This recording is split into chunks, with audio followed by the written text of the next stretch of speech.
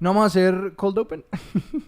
No, pues podemos igual ir entrando en calor, como Bueno. quieran. Este fue el cold open. Decidí, bueno, empezamos. Bueno, empecemos.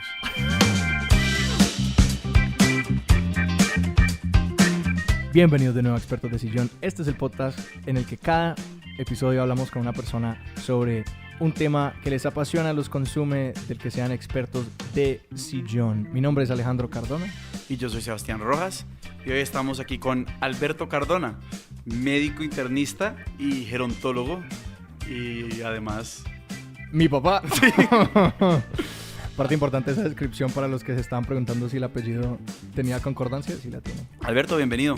Muchas gracias, muy amables. Y gracias por tenernos en tu consultorio. El estudio se fue de gira. Sí, estamos en la ciudad de Cali, grabando aquí desde el consultorio de Alberto. Ajá, y curando un par de gripas en el calorcito de Cali. Sí, exacto. Entonces, si la voz no es la mejor, ya saben por qué. No sé si decirte padre o Alberto para este episodio. Como te resulte más cómodo.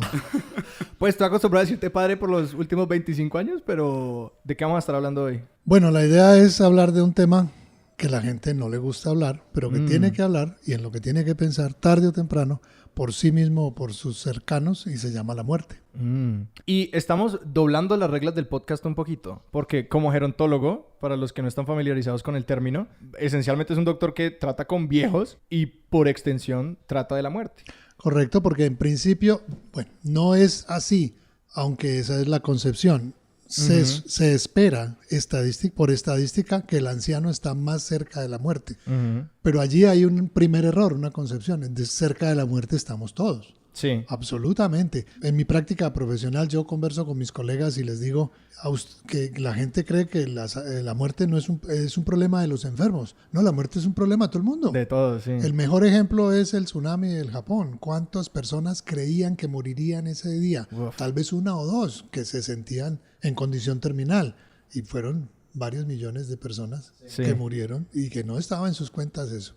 Y lo mismo nos pasa a todos. Sí. Quiero hacer una acotación para nosotros que pues con la muerte puede que entremos también en cosas muy personales y como que cualquier cosa que o no quieras entrar o más adelante digas quiero como cortar eso, cualquier cosa que pueda salir, totalmente en tu libertad. No, yo pienso es exactamente lo contrario. Sí. Es que uno de los grandes problemas de la sociedad occidental es que para la mayoría de o una creencia generalizada, la muerte es un problema como de aseo, ¿no? O de salud. No, la muerte es una realidad. Y ahí yo sugeriría, hay un libro, hay una psicóloga, Isa Fonnegra, de Jaramillo. Isa Fonnegra trabajó muchos años en la Fundación Omega. La Fundación Omega se terminó, pero ellos se dedicaban justamente a dar asistencia al moribundo. Y han escrito cosas maravillosas sobre la muerte en muy diferentes ámbitos.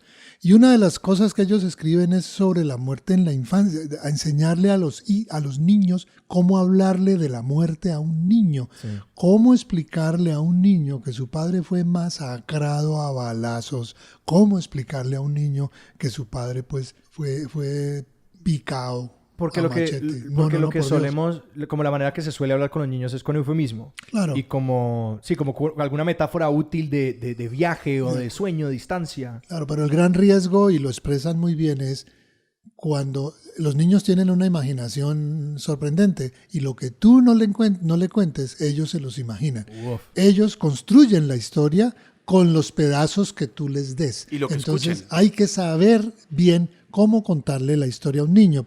Pero todo parte del fundamento es familiarizar al niño con el concepto de la muerte. Y en eso se puede perfectamente, por ejemplo, los padres pueden aprovechar la oportunidad del pajarito que amaneció muerto en el jardín. Sí. O el gato de la casa que murió. O el perro que lo mató el carro allá afuera, pues porque salió rápidamente. Entonces hay que familiarizar al niño con el concepto de la muerte y la finitud. ¿Por qué?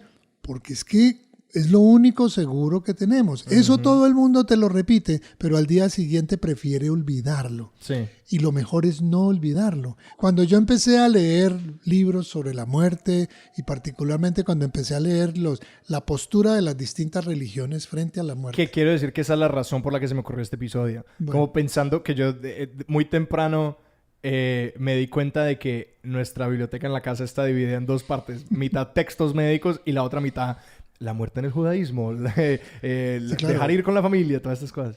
Claro, porque primero, por mi especialización, yo soy internista. Ajá. Y el internista per se ya maneja mucha persona de edad adulta y ancianos. Dedicarse a la gerontología es simplemente ir más allá, es hilar más fino, pero en principio mi profesión trata con el adulto y por supuesto con la muerte. Sí. La primera inquietud que yo me di, porque mi universidad desafortunadamente no me lo dio, esa pregunta yo me la hice: ¿cómo me atrevo yo a sentarme a hablar con alguien de la muerte si yo no he elaborado mis propios conflictos, yo no me he deshecho de mis propios demonios y de mis dudas y de mis cosas? Cuando empecé a leer de la muerte, algunas personas me decían: no, pero qué tema tan macabro, tan deprimente. Y le dije: no, porque precisamente cuando empiezas a leer sobre la muerte es cuando empiezas a valorar lo que tienes, empiezas a valorar eso que llamamos vida. Como alguien lo dijo, lo que te hace apreciar un día es la oscuridad. La oscuridad es justamente lo que le da valor a la luz y al día. Además, entiende uno a nivel ya como profesional que mi pelea no es con la muerte, mi problema es con la enfermedad. Sí. Yo no puedo pelear con la muerte yo no peleo, simplemente debo entenderla, debo comprenderla y llegará el momento en que yo me haga a un lado y le diga: señora, bien pueda, siga, es su turno, usted manda. Que puedes escoger pelear, pero vas a perder. Sí, no, hay que saber ese momento, hay que elegir ese momento. Entonces, ese es el proceso que le ayuda a uno como profesional a un verdadero acompañamiento de las personas. Es muy difícil acompañar a una persona o a una familia durante el proceso de la muerte si tú no entiendes cómo es tu propio proceso y no lo has entendido para ti mismo y cuando te toque vivirlo con personas como tu padre o tu madre. Yo tengo una pregunta, digamos un poquito hablando de ese tema de la conciencia de la finitud, de la mortalidad, y es uno, ¿cómo decidiste ser geriatra?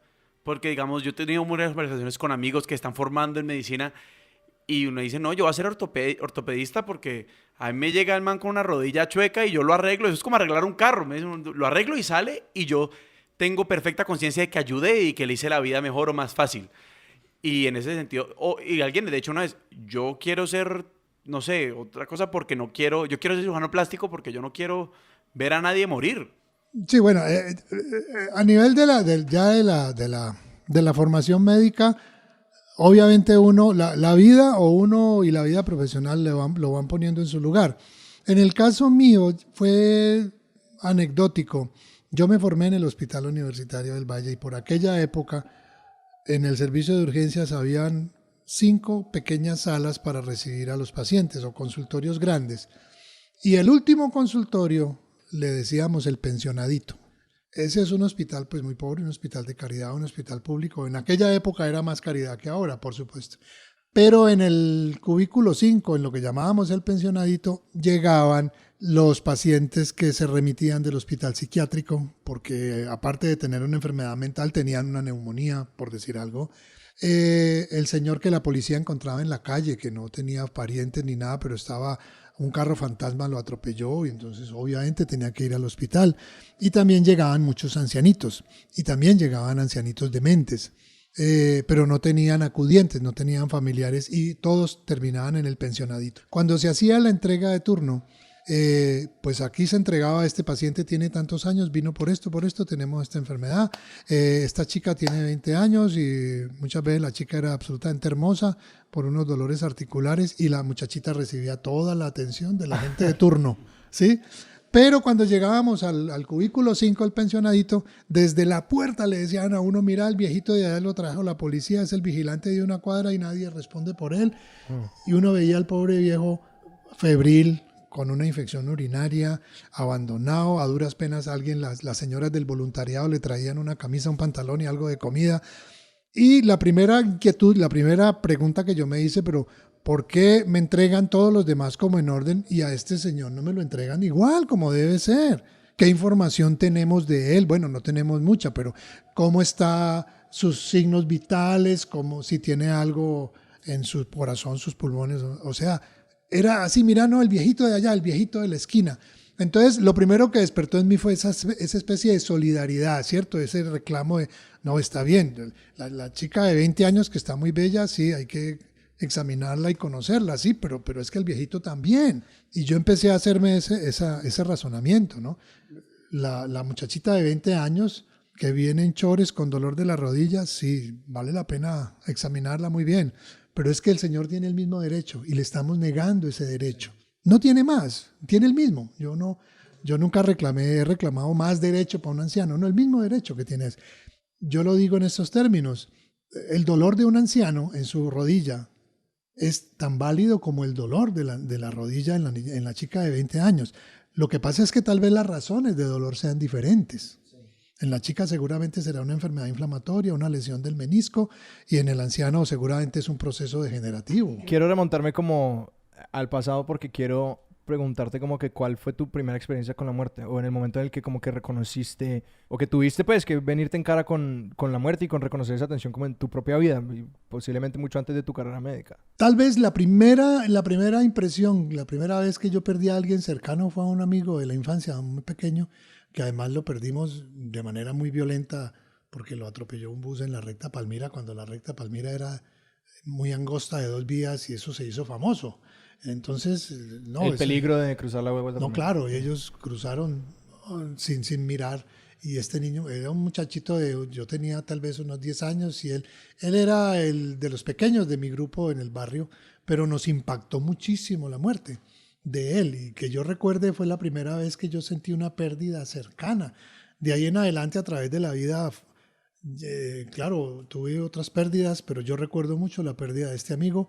Y ya a nivel profesional, cuando uno entra al hospital y empieza a ver cómo la gente se muere, y yo no podía dejar de detenerme un minuto para observar y pensaba, esta persona hace 2 minutos conversaba con nosotros, hace 2 minutos era como nosotros, ¿sí? Y mira ahora cómo está. Creo que para mí la sensación como la primera vez que vi una persona muerta, que yo creo que he visto quizás 2, como creo que una fue tu mamá, mi abuela Lilia, y la otra creo que fue aquí en el hospital, pues que yo una vez hice como una semana laboral aquí en el hospital y creo que alcancé a ver. Estuviste en urgencia, sí. Sí. Una reanimación. Esa reanimación, sí, que creo que una de las partes que impacta un poco en ese momento es ver como la ausencia de más. Uno espera más, uno espera que una muerte sea como esa, que no sé, que uno espera que haya... Un gran final. Un gran final, una marca, algo que se siente vacío, pero uno ve, es como que el cuerpo tampoco cambia de un momento a otro, que es sencillamente ya, eso fue todo. Uh-huh. Y que en ese momento uno quisiera más, uno ve como que espera más, pero lo que creo que mi sensación es de como una gran indiferencia como del universo en general, de si este cuerpo contiene vida o no, que creo que para mí fue una parte muy impactante de encontrarse con eso por primera vez. Claro, y eso también tiene que ver con la concepción cultural de lo que es el fenómeno de la muerte, ¿no? Y de lo que las personas, del valor de la persona y cómo en la construcción que ha hecho la familia del personaje que estaba muriendo. Allí confluyen todos los conflictos que tú quieras en el proceso de la muerte, y lo vemos acá particularmente en los procesos de agonía prolongada, que eso ya es otro capítulo de la medicina, la tecnificación. El doctor Gawande lo describe bastante bien en su libro. Cómo las sociedades pobres, en los países pobres, las personas se mueren en la casa porque no tienen recursos. Cuando el país mejora, el personaje puede morir en los hospitales porque ya hay ciertos recursos para morir. Pero eso deforma el proceso de la muerte, porque lo ideal es que la gente muera siempre que se pueda en su casa y con los suyos. Claro. Es una mejor muerte. Y cuando el país logra unos altos estándares económicos, de nuevo la muerte ocurre en la casa, pero esta vez con la garantía de una enorme asistencia social y médica, que sería el ideal. El ideal, claro. Morir en casa, pero morir con toda la asistencia. Y eso es lo que buscan los equipos de cuidados paliativos, por ejemplo. Los cuidados paliativos buscan exactamente eso. El cuidado paliativo es... ¿qué tan nuevo, qué tan viejo es el cuidado paliativo? Como que en qué momento, como histórico, nos empezamos a preocupar por eso, pues, por el bien morir. No, el cuidado paliativo, los conceptos fundamentales nacieron desde que nacieron los hospicios, desde que nació el concepto del enfermo grave, del enfermo terminal, de estas cosas. ¿Y eso más o menos en qué era eso? ¿En qué época? No, por Dios, es en Gran Bretaña, desde que nacieron los hospicios y desde que nació con la enfermera esta famosa, se me escapa ahora, Florence Nightingale. Ah, sí. Ella hablaba también de ese cuidado del enfermo terminal. Lo que pasa es que con los años aparecieron ya las especializaciones en dolor, la asistencia psicológica al moribundo y a la familia del moribundo. Entonces, y luego empezaron a aparecer los conceptos de la eutanasia, Sí. y la deformación de ella, que es la distanasia. En muchas instituciones lo que vemos nosotros es un proceso, la eutanasia es la manera correcta de morir. Claro, que eu en griego significa correcto, correcto, verdadero. sí, el prefijo eu significa eso. Eutanasia es morir correctamente. Sí. Entonces, ¿qué es morir correctamente? Es morir donde puedes morir bien, con las personas que te deben acompañar y en las mejores circunstancias médicas, libre de dolor, de síntomas capitales como dolor, ahogo, sangrado, evitar convulsiones, la muerte más digna, en una palabra, que se le pueda brindar al paciente. Pero en muchas instituciones lo que se aprecia es lo que se llama distanasia, es un proceso de deformación de la muerte, es ver pacientes que por todo concepto no tienen pronóstico vital, sí. Tienen enfermedades de las cuales es imposible salir, pero entonces se le hace un tratamiento y se le ofrece un procedimiento y la familia no se logra poner de acuerdo. Cosas tan sencillas como si le vamos a poner una sonda para alimentarlo o no, si le vamos a poner un goteo analgésico o no, y sobre todo, y en eso fue para mí el gran cambio de las unidades de cuidados paliativos o los equipos de cuidado paliativo, es tener siempre, primero y por encima de todo, el deseo, la voluntad del enfermo. Porque el enfermo a veces, él es el que dice, yo quiero control del dolor, pero yo no quiero sedación, porque quiero estar con mi familia. Bueno, existen los mecanismos farmacológicos para darte eso, control del dolor sin sedación. O el enfermo puede elegir lo contrario. Yo quiero que usted me duerma y me desconecte de todo. Y también existe el mecanismo. ¿Y de dónde ocurre, como de dónde crees que nace la distanasia? Pues, como en el sentido humano, pues, de que todos los médicos y profesionales de medicina están intentando, pues, hacerlo mejor. La gran mayoría, esperaría. Y ocurren estas cosas. Como eso viene de que de un aferro, de una ingenuidad, de pues la narrativa de como que, pero quizás se puede salvar, como todas estas cosas que puede que sean como mal guiadas. Yo pienso que nace primero de un hecho sencillo y absolutamente honesto, que es el deseo de ayudar. Sí. Que todos los que nos metemos en medicina queremos ayudar, colaborar. Pero al mismo tiempo, eso que es muy sencillo, se ve contaminado por la ausencia de una reflexión y de una información correcta. Está bien, yo quiero que el paciente que está sufriendo con un cáncer diseminado no sufra, pero si yo quiero hacer eso, yo debo primero conocer la voluntad del enfermo. Usted quiere tratamiento, usted quiere nuevos ciclos de quimioterapia, líneas nuevas, o usted no quiere nada. Lo primero es el enfermo y a veces los médicos olvidamos al enfermo. Y en segundo lugar, la familia le falta como sentar sus principios, poner sus condiciones. Las personas a veces llegan con los pacientes a urgencias en muy mala condición y ellos se hacen a un lado por respeto al médico, porque el médico es el que sabe hacer las cosas. El médico llega a intervenir y eso nos lleva a otro concepto, que es el de la medicalización de la muerte. Es el enfermo en cuidados intensivos, en los Disneylandias médicos, como le llaman, lleno de conexiones, y cuando tú te sientas a ver el pronóstico vital es muy malo. Y después de 15 días, cuando uno habla con la familia le dice a uno, es que nosotros nunca lo trajimos para esto. Sí. Nosotros lo que queríamos era que nos ayudáramos porque se estaba muriendo muy mal en la casa.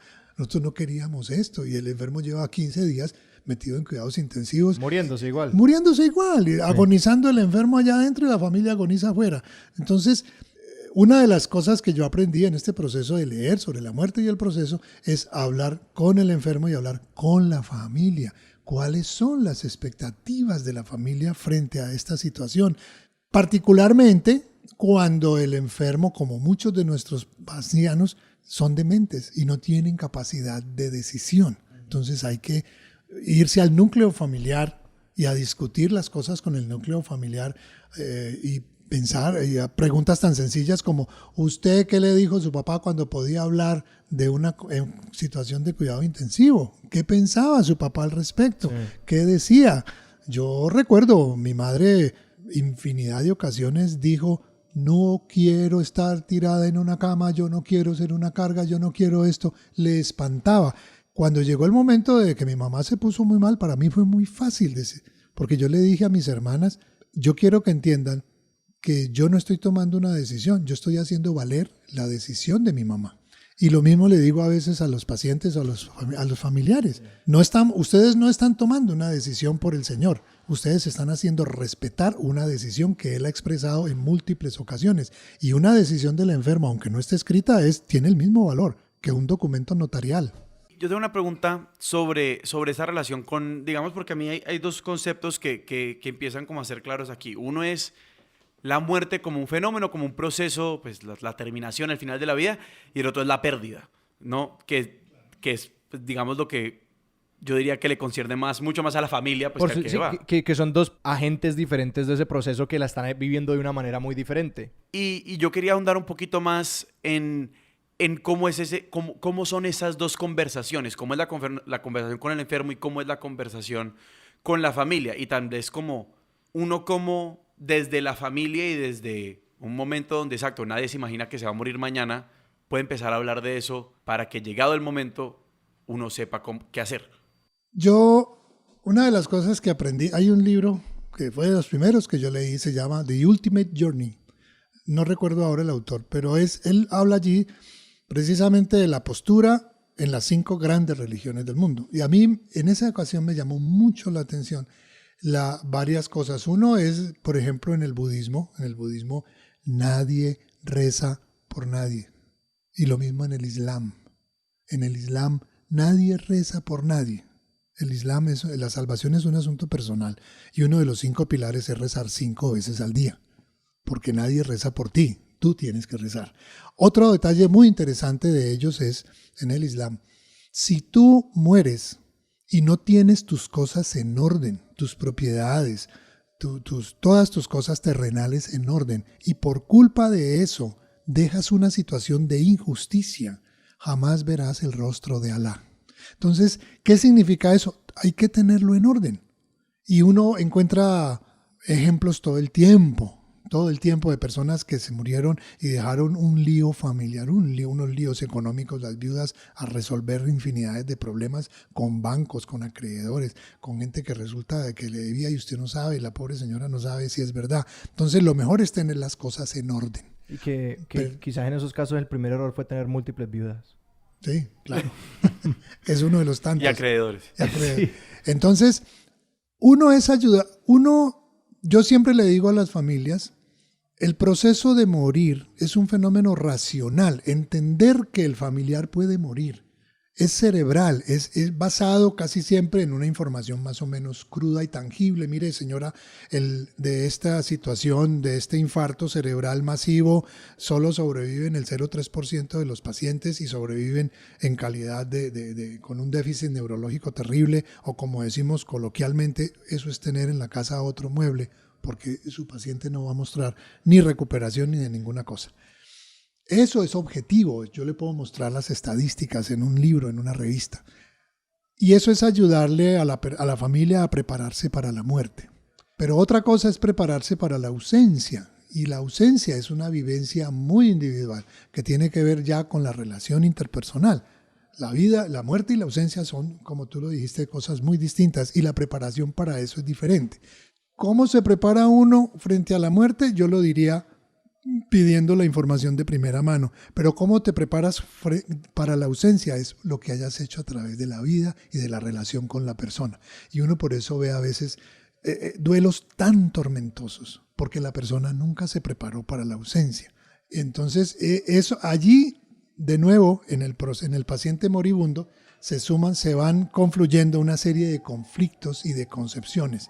Entonces uno ve cómo familias asumieron muy bien el proceso de la muerte, pero se desbaratan y se desarman terriblemente en el proceso de la ausencia, porque ya son vivencias muy distintas que ya tocan con lo íntimo. Hay una parte que lo leí alguna vez y que me parece que eso hace tangible un poquito lo de la ausencia. Básicamente la historia va que cuando uno piensa en como la memoria, cuando pues hay parejas, una pareja casada, esencialmente lo que se hace es que como que se dividen ciertas tareas cognitivas. El ejemplo más sencillo es esta la persona que se encarga de las cuentas. Que una persona de la casa se encarga de las cuentas y el otro se desentiende de eso y ese personaje se encarga de los bancos y Y que, si uno lo piensa de cierta manera, es casi que almacenar parte de la memoria de uno en otra persona. Que es como que toda esta responsabilidad mía, esta carga cognitiva mía, se la desplazó a otra persona y nos la dividimos y así hacemos ambas vidas más fáciles. Y que en el momento La de labor que... emocional también. Totalmente, sí. Que en el momento de que una de esas personas en la pareja muere, casi literalmente está muriendo una parte de la otra persona que almacenaron y que permitieron vivir dentro de la otra persona y que en ese momento se murió una parte de mí. Por supuesto, pero eso también implica cómo ha sido el manejo de esa relación en la pareja. Uh-huh.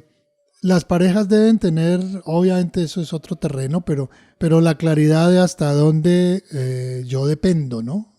Una cosa es la información, otra la dependencia. Pero el punto central es que si uno tiene en vida organizadas sus prioridades y organizadas las relaciones apropiadamente, y por eso yo decía al comienzo de esta conversación que si algo enseña a leer sobre la muerte es a valorar la vida y los procesos que estamos viviendo todo el tiempo, ¿sí? Entonces aprende uno. Miren, yo tengo en mi computador, hay un libro de un español que se fue a estudiar budismo por allá, al Tíbet y estas cosas. Se llama Ramiro Calle y él escribe un libro que se llama Enseñanzas para morir en paz. Es un libro pequeño con unas reflexiones maravillosas. Y muy al final de su libro él tiene una especie de oración. La oración dice más o menos, yo voy a morir, tal vez hoy, tal vez en un año o en 10, pero voy a morir. ¿Por qué hacerle la vida difícil a los demás? ¿Por qué ser mezquino? ¿Por qué ser cruel? ¿Por qué esto? Más bien voy a dedicar mis energías a que los que están a mi lado estén bien. Yo todos los días leo eso y yo creo que algo como eso uno lo necesita todos los días. Es tener clara su carácter finito, su carácter temporal. Es decir, en alguna parte leí alguna vez, repítase, todos los seres que yo amo van a morir. Todos los seres que yo amo van a morir. Eso puede sonar muy cruel, pero es una realidad. Yo le tengo a veces que decir a algunos pacientes o familiares, mire, la pared no desaparece cuando usted cierra los ojos. Y por eso usted no puede caminar con los ojos cerrados, porque allí está la pared. Entonces hay que ayudarles en ese proceso precisamente de prepararlos, si se quiere, para la ausencia, porque lo que viene es lo duro. La muerte es racional, la muerte es objetiva. Mire... Y es un solo momento, es además. Un solo momento en que ya no hay signos vitales, pero una vez que cesan las funciones vitales, viene el proceso de vivir la ausencia y ese es otro capítulo muy distinto. Ese ya es un capítulo muy personal. Ahí termina lo médico, lo estrictamente científico y la labor de acompañar y de ser solidario y de ser sensible a las necesidades del enfermo y la familia. ¿Cómo asumes que... He estado pensando en esto, como que toda la filosofía de la que estás hablando, pues, sobre la muerte, que creo que la he visto muy reflejada como en la manera que tú y mamá hablan de sí, o como tratan la muerte, que no sé, tengo como una memoria de como siempre saber, por ejemplo, que ustedes como que tenían todo muy organizado dado evento de que uno de ustedes muriera. Como que creo que ustedes cuándo tuvieron esas conversaciones o como en qué momento, porque siempre siento que había como un plan de juego para esa situación. No, sí, casi que siempre lo hubo, siempre... desde muy tempranamente en el matrimonio se hablaba del tema, ¿no? Bueno, ¿y qué pasa si tú te mueres mañana?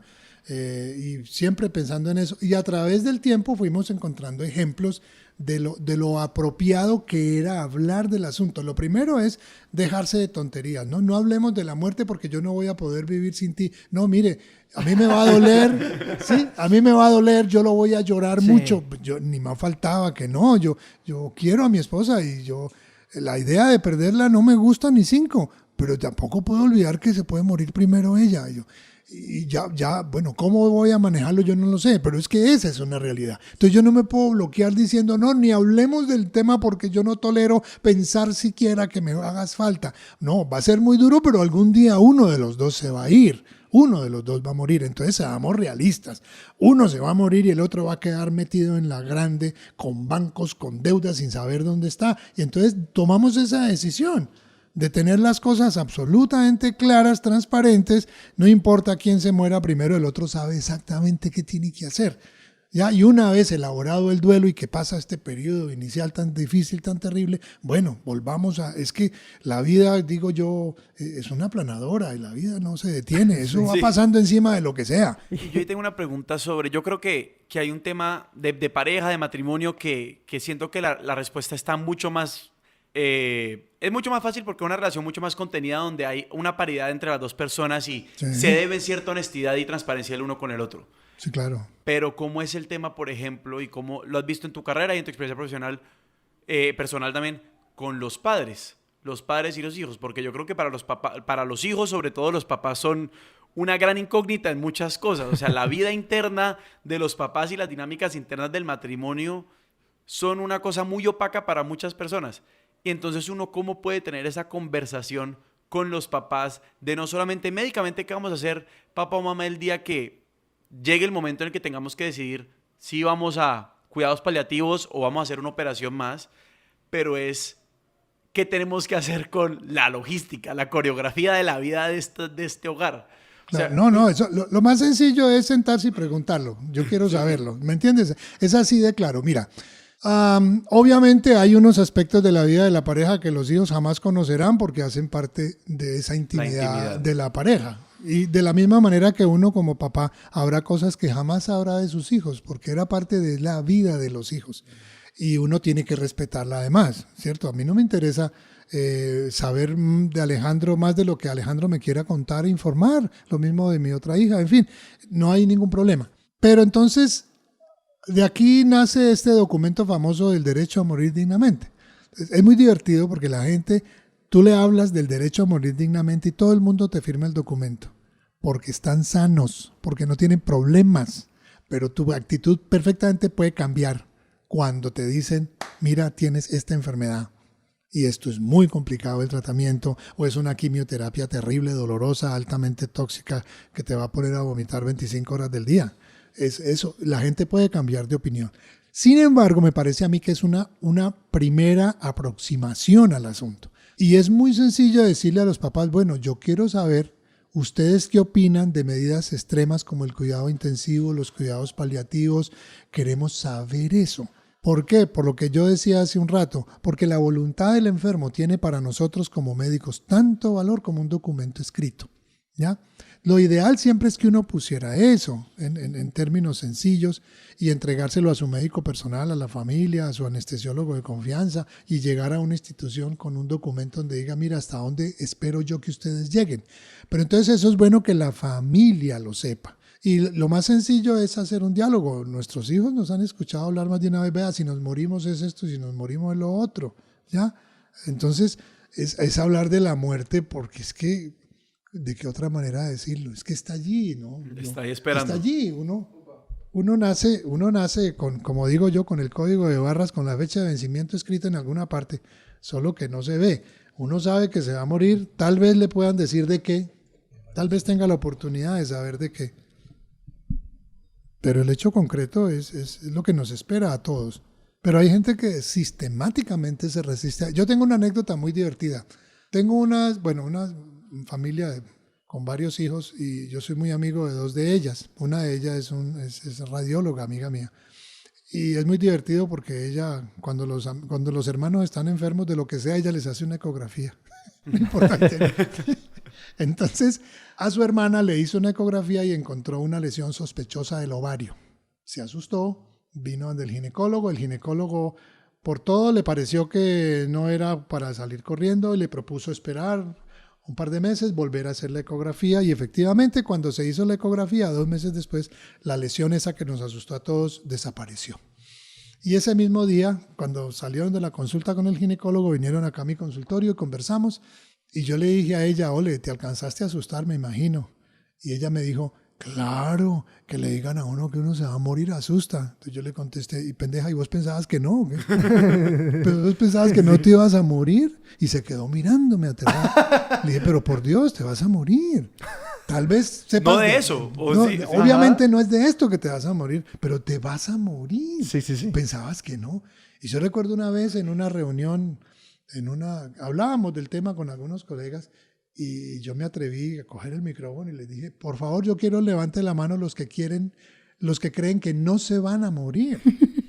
Y el silencio en la sala fue pavoroso. Y a continuación los regañé por no haber asistido a una charla que dieron acá, una psicóloga magnífica, una charla sobre el proceso de la muerte, la aproximación a la muerte y la ayuda a la familia. Digamos, y eso me lleva a mí una pregunta que estaba pensando desde hace rato y es la aproximación a la muerte que tenías cuando eras un médico joven y ahora que pues eres un médico no tan joven. Yo tengo la misma pregunta que es como que yo el chiste pendejo que hago sobre mi papá es que él ya se puede recetar a sí mismo. No, de hecho, eso es chistoso porque uno con la familia médica, uno tiene como hay mucha mitología alrededor. Yo me acuerdo que yo pensaba, mi abuelo, que también era médico, yo pensaba que mi abuelo se operaba a sí mismo. Claro. Pues mi abuelo murió cuando yo tenía 7 años, 8 años, entonces pues no entendía las complejidades de la muerte. Pero Sí. pues a mí me dijeron que mi abuelo se murió y yo imaginé que él se estaba haciendo una cosa y pues no. Se está autooperando. Exacto, yo me imaginé que mi abuelo se operaba con un espejo. Sí.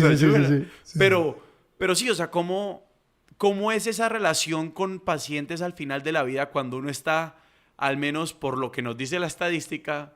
Sí, también haciendo fila, claro. Exacto, pero está empezando la fila, está empezando la fila y no está al final. No, yo quiero claro. como acotar eso. Es como que uno se acostumbra, porque yo siempre... Es que durante toda esta conversación estoy pensando lo mucho que la conversación sobre la muerte es como que llegábamos, porque mi mamá también estudió bacteriología, entonces entiende mucho del campo médico y se movió mucho en ese mundo por mucho tiempo. Entonces la conversación de mesa en mi casa siempre era, sale la comida, sale la papa y el arroz y la carne y... se murió tal. Como que de una entramos en materia con eso. Y para mí es muy normal, encima de la comida, escuchar de cómo hoy cayeron 3 viejitas. No, y no solamente eso, porque además yo creo que como en toda la cultura describe a los médicos, o al menos vos te ves cualquier serie de médicos, y el primer drama es cuando les muere el primer paciente. Sí, claro. Y que digamos, yo, pues, creciendo en la casa, nunca te vi como bueno, desmedidamente afectado, o como que un día llegaras y era como que, algo así como muy pesado pasó, que sí, como mi pregunta es como... No, por supuesto que uno, tiempo, sí. a nivel profesional se va evolucionando. Yo hoy por hoy, anoche justamente yo le decía a mi esposa, las universidades deberían tener una cátedra de la muerte. Mira, En Estados Unidos muchas universidades ya le están empezando a tener, ¿no? Había claro. una clase en mi universidad que era la muerte y el morir. La muerte del morir. A ver, yo hace mucho tiempo yo aprendí a ser un buen enfermo si me toca. Es decir, cuando un médico se enferma, se enfrenta a sus propios temores y a sus propios sustos. Entonces, yo elegí hace mucho tiempo que si yo tengo un malestar, yo hablo con un colega, mira, tengo este problema, y yo me olvido de ser el médico. Yo dejo que él me haga los exámenes y me examine lo que tenga que examinar. Y lo mismo es cuando yo tengo una persona cercana enfermo. El médico no puede ser objetivo con un ser querido. Yo no podría ser el médico de Alejandro, yo no podría ser el médico de Laura ni de mi esposa. Pero entonces uno es útil en la medida en que tiene las conexiones, conoce las personas y yo sé a quién debo buscar si mi hijo se enferma o si mi esposa se enferma. Y es allí donde está la gran utilidad de ser médico. Para mí, para la familia. El médico es útil para la familia, es por eso, por las conexiones que tiene y poner a su familiar en las manos apropiadas. Uno no se debe meter a tomar decisiones porque no es objetivo. Pero además, a través de la vida profesional, uno va madurando. Cuando uno sale, a uno le dijeron que usted es el supermédico y su labor es salvar vidas. Eso es su labor. Y uno lo olvida, uno se cree eso a pie juntillas y uno pelea contra lo indecible. Y ahí es donde vienen cosas como la distanasia que hablábamos nosotros, que es uno insistiendo en tener vivo a una persona que no, contra toda posibilidad. Entonces uno dice, yo aquí, ¿qué estamos haciendo? Y a través del tiempo uno va madurando en ese proceso reflexivo hasta llegar a lo que yo a veces le digo a las personas. En las familias a veces nos sentamos, yo les digo, venga, sentémonos, yo les voy a hacer una reflexión. A su pariente le estamos ayudando a vivir o lo estamos obligando a durar. Y esas dos cosas son bien opuestas. Yo les digo, mire, estar vivo no es tener presión, pulso, respiración y temperatura. Estar vivo es interactuar por encima de todo. Y vemos personas que ya perdieron toda capacidad de interactuar por su demencia, por derrames cerebrales, por enfermedad pulmonar o cardíaca. Y eso yo he encontrado que a la familia le da dando un gran alivio. Entender objetivamente que ellos ya lo hicieron todo, lo dieron todo. Por supuesto que a mí, los primeros pacientes que realmente a mí no se me morían los enfermos porque se morían en el hospital. Y el responsable directo de eso, por lo menos como cuando yo me entrené como médico general, no era yo, sino el residente, el de la sala, alguien que estaba por encima de mí. Mis problemas comenzaron, o ese proceso ya empezó a golpearme cuando yo me hice residente porque decidí especializarme. Entonces ya yo era el residente, yo era encargado del enfermo. Y empieza uno, obviamente uno se hace el proceso de reflexión. Yo hice algo, me quedó algo por hacer, no hice nada. Pero la supervivencia, por llamarlo de alguna manera, la supervivencia profesional, y para no enloquecerse uno con tanto dolor y tantas pérdidas, es simplemente estar claros de que uno lo hizo, de que uno hizo la parte que le correspondía, que lo hizo bien, que le brindó al enfermo lo que en su momento se le pudo brindar. Y afortunadamente la medicina ha progresado y hoy en día es mucho más lo que le podemos brindar a cada enfermo en cada circunstancia. Es increíble. Yo hoy no dejo de recordar enfermos que tuve con las mismas enfermedades, pero hace 20 años yo no le podía dar a ese paciente lo que hoy le podemos dar a ellos. Pero bueno, no hay por qué amargarse por eso. En ese momento tuvieron lo que pudieron o lo que podíamos.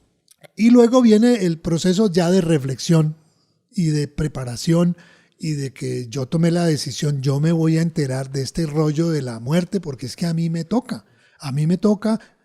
Lo primero fue hacerme responsable de una ayuda que yo tenía o quería dar, y era apoyar a las familias en el proceso de la muerte y también de alguna manera acompañar a las personas, ¿no? Las personas a veces, mire, yo le tengo muy malas noticias, o vino el oncólogo, le dicen a uno, ¿y qué me dijo? No, pues que tengo un cáncer.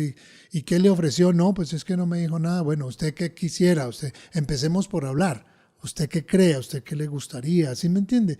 Y uno, a veces me toca a mí buscar al oncólogo y decirle, mírame, este paciente quiere esto y esto y esto y esto. Porque para bien o para mal a los oncólogos se les enseña como a separarse afectivamente del enfermo. Yo pienso que esa separación no debe ser tan radical. Está bien, yo no puedo llorar como con el enfermo, para eso está la familia. A mí no me buscan para que yo llore, a mí me buscan para que yo dé soluciones o dé apoyo y de ayuda. Pero eso no le tiene por qué quitar la sensibilidad y la solidaridad con el enfermo. Se puede ser solidario y sin involucrarse afectivamente. Yo quería como llegar a esa pregunta, que si en tu experiencia personal o viendo a colegas y cosas así, ¿cómo has visto aquello de la distancia personal? Pues de que creo que se corre ese riesgo en ese proceso, como de cerrar ese proceso afectivo, pues de reconocer como ese dolor y de empatizar y de todo eso, que no sé qué tan común sea. Es que uno necesariamente se va volviendo medio amigo de sus pacientes. Claro. Pues, a través del tiempo, sí, y entonces a uno le da mucho pesar, pero yo de tanto en tanto yo aprovecho la ocasión. Yo tengo pacientes pues de mayor edad que yo, digámoslo así, y algunos muy viejitos y muy lúcidos. No, pues que doctor, ya es que está uno al final de todo. Y yo les digo, ¿usted se siente al final de todo? No, pues que sí, no crea que no. Hago mucho el ejercicio de hacerles una pregunta cuando salen de la hospitalización por alguna razón. Cuénteme, ¿usted pensó que se iba a morir? Uy, sí, doctor. Yo sí pensaba que me iba a morir. ¿Y cuándo se sintió seguro? ¿Se sintió mejor? El día que usted me dijo que me iba a dar salida. Ese día yo me sentí salvado. ¿Sí? Entonces, esas preguntas me han enseñado a mí a la vivencia del enfermo. Yo voy todos los días a verlo al hospital, a la clínica, pero uno no alcanza a percibir el temor que ellos tienen y lo miran a uno con ojitos de deme buenas noticias, deme buenas noticias. Hay otros que simplemente le dicen a uno, si uno se va a morir, pues se muere. Uno va percibiendo la actitud de las personas y de ellos va aprendiendo. Alguna vez un aspirante a medicina me hizo una entrevista sobre por qué era lo que yo había aprendido de los viejos. Le dije, los viejos los adoro porque me han enseñado todo lo que a mí me espera. Sí. Todas las angustias, todas las molestias es lo que a mí me espera en unos años. Que yo recuerdo mucho el momento en el que mi abuela, tu mamá, murió, con la claridad que a través de todo el dolor te sentía con mucha claridad sobre eso. Que recuerdo que lo que me dijiste en el día en el que llegué al apartamento de la abuela, después de recibir la noticia, tú lo que me decías es, no sufrió, no sufrió. Como es que en principio era mi prioridad, que no sufriera. Pero además porque mi mamá, primero, como les había dicho hace rato, siempre repitió que no quería hacer una carga, no quería cuidados intensivos, no quería medidas extremas. Y en los últimos meses de su vida nos estábamos acercando a esa condición. Sí. Y eso era algo que yo por respeto no quería. Es decir, una parte de mí quería tener a mi mamá, por supuesto, la quería tener, pero una parte mucho más importante era, no, yo solamente quiero tener la mamá que mi mamá quiso que fuera, no la que yo quiero. Y por eso yo le dije a mis hermanas, yo no me la llevo para una clínica, porque si yo llego a esta institución donde yo trabajo y yo llego con mi madre enferma, créame, a mí me le hacen cosas. Sí. Y me buscan una cama y me llaman a la gente porque yo soy alguien que tiene un nombre o una persona aquí reconocida. Entonces simplemente llegó el doctor Cardona con su mamá, pero es que eso no es lo que ella quería y no es lo que ella se merecía.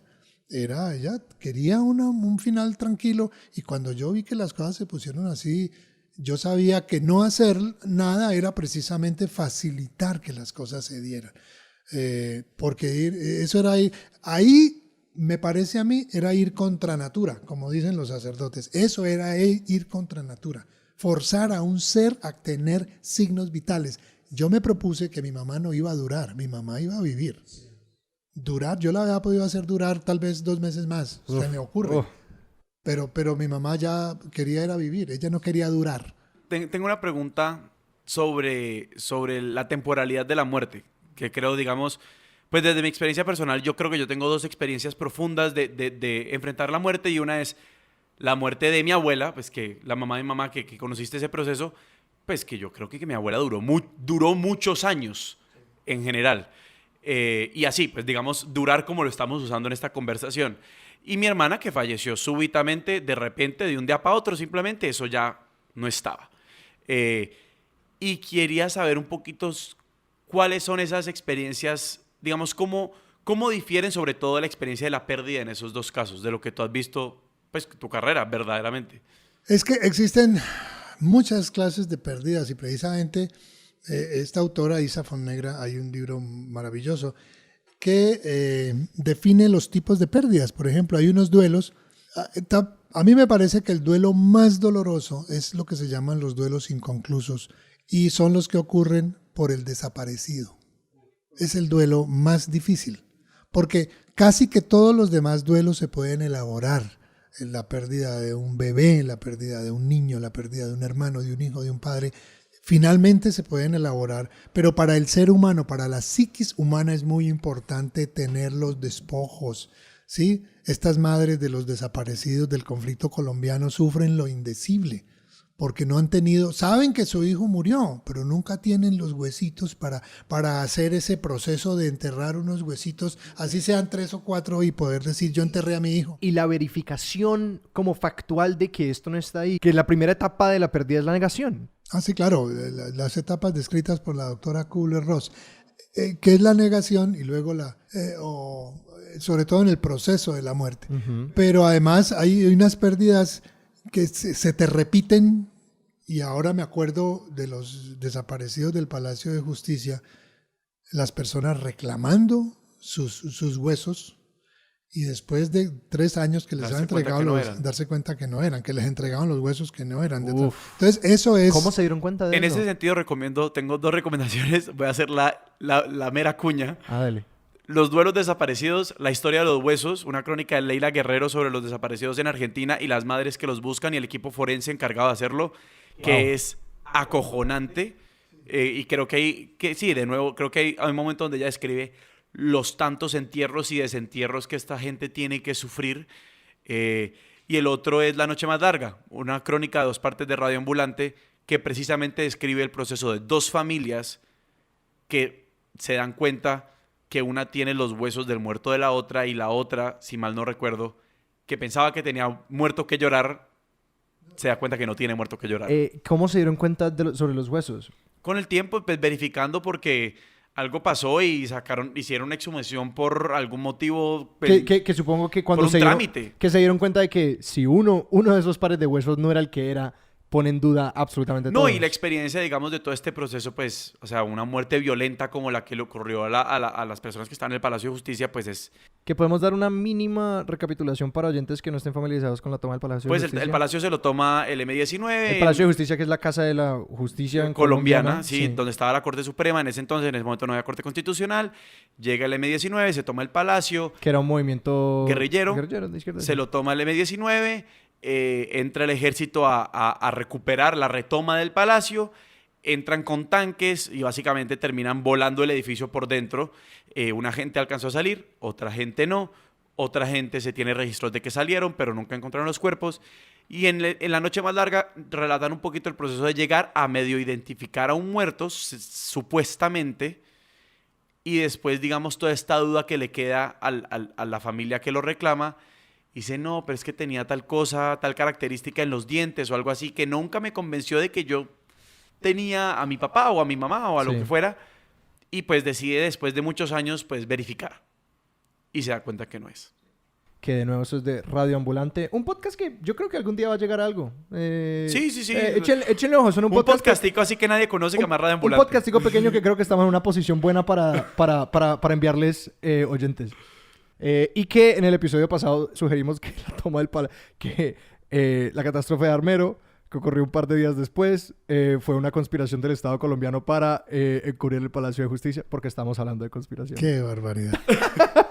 Pero como la gente dice de todo, pero listo, volviendo al tema, estamos hablando de los duelos inconclusos. Claro, es decir, hay muchas formas de duelo y ahí depende de quién lo vive. Yo, por ejemplo, digo que cuando muere el padre de la casa, el señor de la casa, no murió el papá, es que murió el papá, murió el esposo, murió el amigo, murió el tío, por todas las redes que hay de relaciones en las personas. Y cada persona lo vive distinto. Entonces, la pérdida del abuelo no se vive igual por los hijos, por los nietos, por lo que sea. Entonces, y hay muchas formas de duelo. Y para mí, pues, en lo que he leído, me parece que el más terrible es el duelo inconcluso, el duelo que nunca se pudo elaborar, porque el señor salió dizque a hacer una vuelta al banco y lleva 5 años y no volvió, y 11 años y no volvió, y la señora nunca sabe si de verdad es viuda. Porque la gente dice, no, pues para eso existe la declaratoria de muerte civil. Claro, eso te resuelve el problema civil, pero el problema afectivo, ¿quién te lo resuelve? Si el personaje no apareció. Entonces,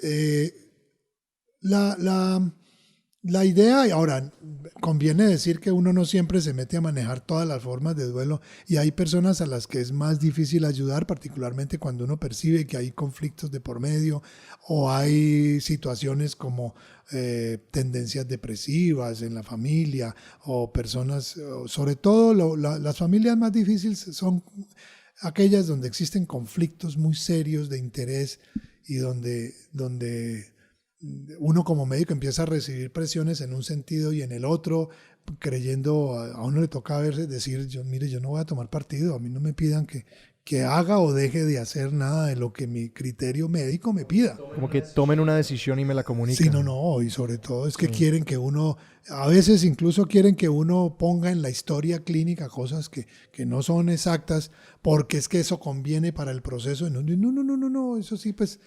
O sea, los médicos nos vemos sometidos a presiones de muy diferente naturaleza, aparte de la presión misma de la responsabilidad de que alguien le haya puesto la salud en manos de uno, la salud del señor o de la señora de la casa. Hay un tipo de duelo que lo estaba pensando cuando estabas hablando del duelo inconcluso, que creo que es el que tuvimos en el otro lado de la familia, del lado materno mío, que fue el duelo de mi abuelo, Ujú. que fue un duelo que comenzó 8 años antes de que él se muriera. Sí, claro. Como 5 o 6 años antes de que él se muriera. Que mi abuelo tuvo una demencia que muy rápidamente lo degeneró cerebralmente y que fue un proceso larguísimo que yo recuerdo que desde el momento que... No recuerdo si el abuelo tuvo un derrame o... No, cosa tuvo similar, un como- evento muy curioso, fue un proceso de somnolencia, eso, médicamente no existe una explicación completa. Él ya tenía problemas cognitivos, ya tenía fallas de memoria, ya era evidente que él estaba con un proceso de demencia, pero empieza a tener somnolencia y él se duerme, Y fue muy rápido. Recuerdo que fue de un momento a otro. Sí. El abuelo pasó de tener como... comienzos de demencia, No, está es que- desorganizado. sí, Y de pronto, como que... Yo recuerdo que yo volví de un viaje y de pronto el abuelo encamado y sin Un reconocer. episodio difícil. Él comienza a dormirse, los exámenes todos bien, pero él seguía dormido y cada vez más profundo. Decidimos hacerle estudios radiológicos y todo estaba bien. Y terminamos hospitalizados. A raíz de la hospitalización hizo una neumonía, se le trató la neumonía, él despierta, pero cuando despierta, despertó 6, 7 años después. O sea, con una enfermedad que perfectamente había progresado cantidades y después de unos días de estar adormecido y con el tratamiento de una infección. Eso, desde el punto de vista médico, no. Yo, pues, nunca he encontrado una explicación, nunca he visto nada parecido. Pero sí, el proceso del abuelo de alguna manera sirvió para elaborar también el proceso de perderlo, ¿no? Sí, lo que siguió a eso fue... Yo recuerdo que desde como después del primer año, después de eso, ya se empezó a hablar de, bueno, la última Navidad con el abuelo. Y como de que mi mamá empujaba mucho ese proceso. Porque quizá en la familia no... Sí, la conversación siempre era como de tenerlo ahí y de quizás no con tanta claridad bueno, dejarlo ir de que ya estaba desapareciendo mentalmente No, mucho. y ella se dedicó al final a repetirle y a decirle a todo el mundo que era lo que convenía, que él ya Sí. descansara, que muriera. que- Porque es que en el caso específico de la demencia, la parte dolorosa es que la conexión se va perdiendo y progresivamente tú tienes más el empaque de tu pariente, pero la conexión, lo que le hacía a tu pariente ya no está allí. Esa conexión se va perdiendo. Y que creo que lo que da es una paradoja de que se siente un duelo, por eso, pero que uno se siente sin permiso de realmente llevar el duelo y de realmente como dejar ir y de todas esas partes que son importantes para el duelo. Porque la persona sigue ahí. Como que la persona está en un Sí. hospicio y está presente y pues, físicamente presente y que uno cognitivamente entiende pues de que lo que sea que los hacía una persona ya no está ahí, pero ahí están. Pero ahí está, claro. Y ahí es donde más adelante vendrán los conflictos del vivir y el durar, ¿no? Cuando la ancianidad está llena de unos conflictos éticos. ¿En qué momento te vamos a poner una sonda? ¿Vale la pena poner la sonda o no la vale? Sí, no lo vale. Ahora lo olvidé, pero en Estados Unidos hubo, no sé si hay los mismos o más, 3 estados que por ley prohibían ponerle una sonda a un enfermo terminal, a un enfermo con demencia. ¿Sí? Aquí sigue siendo objeto de discusión.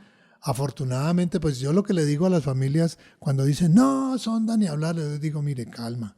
Mi obligación como médico es poner sobre la mesa las opciones que hay para el manejo de su papá. Y ya la decisión la tomarán ustedes. En ese sentido, siempre me acuerdo de una anécdota que está en este libro de Ser Mortal, y es que Gawande conversa con otra amiga médica y le dice que tiene también un papá cirujano súper pues, reconocido, que nunca había tenido la conversación realmente con su padre y que la tiene en un momento donde lo tienen que someter como una operación gástrica. Pues. Y él dice, mira, mientras yo pueda ver televisión y comer helado de chocolate solo, yo quiero seguir viviendo. Y pues digamos que le produjo mucho desconcierto a la señora, pues porque dijo como que, qué pendejada. Ajá. O sea, pues eso no puede ser la medida de la vida de alguien, pero pues...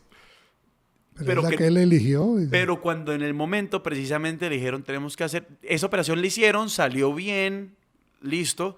Y digamos después de un tiempo, de unos años de deterioro, llega otra vez el momento y le dicen, si esta operación sale mal, él no va a poder comer solo. Y ella se acuerda de esas palabras, comer helado de chocolate solo. Y dijo... entonces no la hacemos. Y arrancamos. Y digo, claro, eso es una conversación ¿qué es lo mínimo cuál es tu mínimo vital de dignidad? Es una pregunta muy difícil, pues porque a la larga es una pregunta muy personal. Pero también es el mensaje del respetar la voluntad de la persona. Para cualquier persona eso puede ser, no, pues es que si no puede comer solo le ponemos una sonda. Padre, No, dame- ella se detuvo a pensar en lo que él quería. ¿Cuál vendría siendo tu medida? ¿Como comerte un chicharrón y leer un libro de la Revolución Rusa? Algo parecido. O de los nazis, porque aquí veo 1000 libros Sí, una historia en 5 volúmenes de la intervención rusa en la Segunda Guerra Mundial. Sí, Dios. Ajá. Sí, más o menos. digamos No, que- de la Guerra Civil Española, que es lo que me interesa ahora. Y te iba a preguntar, creo que una pregunta un poquito más... A mí me parece una pregunta muy, muy espinosa y una pregunta con la que yo he lidiado mucho y no tengo respuesta verdaderamente. Y es sobre el duelo y la propiedad del duelo. Que como estabas diciendo, la muerte es distinta, o sea, según la relación que se tenga y la muerte del hijo es distinta a la muerte del hermano y la muerte del abuelo es distinta a la muerte del padre. Pero a la larga todas las personas que están alrededor de alguien viven un duelo. Y tienen una experiencia del dolor y quieren narrarlo y quieren relatarlo y quieren lidiar con él. Y es cómo se puede hablar de esas fronteras que ya trascienden al muerto y son de cómo todos los que quedamos lidiamos con la ausencia. Pues es que el punto precisamente en lo que se hace énfasis es en el diálogo previo, en el proceso de... Obviamente si tú llegas a una casa donde el tema no gusta, donde el tema es rechazado, y te dice, bueno, sentémonos en la sala que vamos a hablar de la herencia de mi papá y de mi mamá, cómo la vamos a repartir esa vaina, probablemente vas a salir muy golpeado de esa reunión. Pero si eso se ha ido hablando, lo que yo digo en términos coloquiales es hablar del tema sin aspavientos. Es decirle a los hijos en un momento dado, vengan, nosotros nos podemos morir, y mis hijos lo han escuchado. Nosotros lo podemos morir, queremos que sepan que esto está así, que esto está así, que esto está allá. Ay, no, eso es como medio terrorífico, claro, a uno le da escalofrío hablar del tema, pero hay que hablarlo. Sí. Es que yo no digo que hablar de la muerte sea agradable, no, yo digo es que es necesario. Y cuando lo haces, resulta ser saludable, porque es que hay que hablar en términos correctos.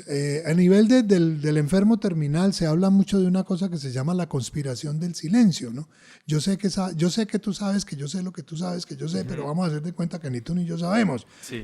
En ese proceso se pierde una oportunidad preciosa de discutir, de hablar, de arrepentimientos, de perdones, de reflexiones. ¿Sí me comprendes? De compartir ese proceso. De compartir eso. Claro, Entonces, sí. el proceso de la muerte tiene dos caras. Uno es la muerte súbita que deja a todo el mundo devastado, pero un proceso de enfermedad y muerte puede ser un proceso tremendamente enriquecedor. ¿Ya? Y es sorprendente leer libros sobre cómo la relación de una pareja incluso evolucionó en 3 meses de enfermedad terminal, lo que no pudo evolucionar en 40 años de matrimonio, ¿sí? La riqueza de la comunicación que se logró precisamente por eso. Entonces el ejercicio es, hombre, ¿por qué no me siento yo a hablar con mi esposa como si mañana me fuera a morir? Si uno hace ese ejercicio de hablar abiertamente con ella, ¿por qué? Porque además es cierto, uno mañana puede morir. Vuelvo a mi argumento, la muerte no es un problema de los enfermos, es un problema de todo ser vivo. Es que es inherente. No, y el proceso de morir es una experiencia de vida. Eso sí, Claro. Entonces, cuando no hay ese apoyo, se desaprovecha esa oportunidad preciosa. Yo he tenido, me impresionó mucho la muerte de un señor porque él decidió que se iba a morir, es decir, no se iba a hacer más tratamientos y se sentó a hablar uno por uno con sus hijos, sus nietos, sus ahijados, con la esposa, las nueras, con todos. Y uno por uno, y hasta el último tuvo su diálogo con él. Y la respuesta fue uniforme, incluso de los más pequeños. Fue maravilloso cómo ese abuelo se sentó y le decía a los nietos, ya tu abuelo se va a ir a un viaje muy largo del que nunca va a volver. ¿Y cómo hacía, abuelito? No, lo vas a ir entendiendo. Pero fue una cosa maravillosa lo que ese señor le dejó a esa familia. Se sentó específicamente a eso, dijo, yo no sé, y ya después sí, póngame analgésicos y cosas. Fue maravilloso, fue maravilloso. Wow. Padre, para una persona que quiere empezar a pensar de esto quizás, que ha durado todo el largo de este episodio. Primero que todo, felicitaciones. Sí. ¿A dónde los guiarías? Anoté durante la conversación las enseñanzas para morir en paz. De este Ese autor. puede ser uno. Sí. Hay otro, el de Isa Fonnegra se llama De cara a la muerte. Ujú. Es tal vez un título con el que la gente puede comenzar a pensar racionalmente en eso, sobre todo en su propia muerte, Ujú. ¿ya? Pero la esencia fundamental yo creo que está en eso. Hay varios libros sobre la muerte, incluso sobre los procesos de la muerte, de cómo se ve, por ejemplo, el libro tibetano de los muertos, cómo se supone que se le ayuda a esa persona en los 40 días, en los 49 días en que va a reencarnar, Sí. ¿sí? Toda la experiencia de la persona, la postura musulmán frente a la muerte. Para los musulmanes, cuando tú duermes, Alá es dueño de tu vida y Él te la devuelve al abrir los ojos, cosas como esas. Entonces, yo diría que ese libro de Isa Fonnegra de Jaramillo, De cara a la muerte, y el otro que te mencioné, Enseñanzas para Enseñanzas para morir en paz. Del español. Yo lo dije y se me olvidó ahorita. Sí, lo dijiste. Bueno, pueden volver a el minuto 20. Calle, ¿no? Ramiro Calle. Ramiro Calle. Ramiro Calle es el que escribe eso y lo consiguen muy fácil. Sebas, y ya que tenemos a las personas con papel y lápiz en mano, eso espero. De nuevo, esos dos, los nombres de esos Crónicas sobre el Palacio de Justicia. La noche más larga, parte 1 y 2. De Son Radio Ambulante, de un Radio pequeño Ambulante. podcast emergente. Un pequeño podcast emergente que nadie conoce. Y la historia de los huesos de Leila Guerrero. Ok. Que yo la conozco, incluida en el compendio de Mejor que Ficción, que es una colección que editó Jorge Carrión o Jordi Carrión, dependiendo de qué tan políticos sean con el uso del catalán. Sí. ¿Dónde nos pueden seguir en redes si quieren hablarnos de muerte? Hablarnos de muerte, nos pueden escribir con sus experiencias y sus meditaciones a expertosdesillón@gmail.com. Ujú. Y si lo quieren hacer en 170 caracteres o menos. Si lo quieren hacer en 140 caracteres o menos, nos pueden escribir a @expertosdesillón en Twitter. Y si nos quieren mandar fotos sobre el proceso, si quieren hablarlo de manera más gráfica, @expertosdesillón. Por favor, no hagan eso. Por favor, no, pero Quiero que pues, si se sienten demasiado Sobre todo interpelados, no incluyan testimonios. Sí, Exacto. no. @expertosdesillón en Instagram. Instagram, correcto. Nuestra música es por Juan Esteban Arango. Nuestro logo es de Daniel Benavides. Alberto, Muchísimas gracias, padre. Sí. Con muchísimo gusto. Mi nombre es Alejandro Cardona. Yo soy Sebastián Rojas. Hasta la próxima.